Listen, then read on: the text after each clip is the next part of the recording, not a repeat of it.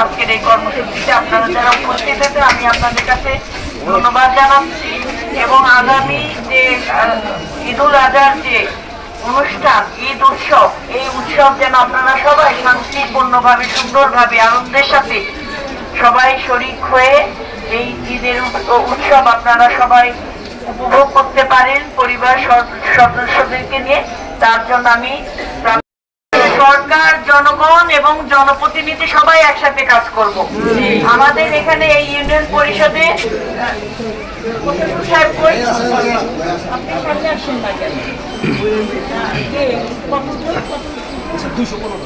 215টি card এই union পরিষদে আমরা দিয়েছি এবং সেখানে খুব সুস্পষ্টভাবে আপনাদের মাঝে বিতরণ করেছেন প্রশাসক সাহেব এবং সচিব সাহেব। সচিব আপাকে একটু দেখি, একটু সামনে আসতে জায়গা করে দিন একটু।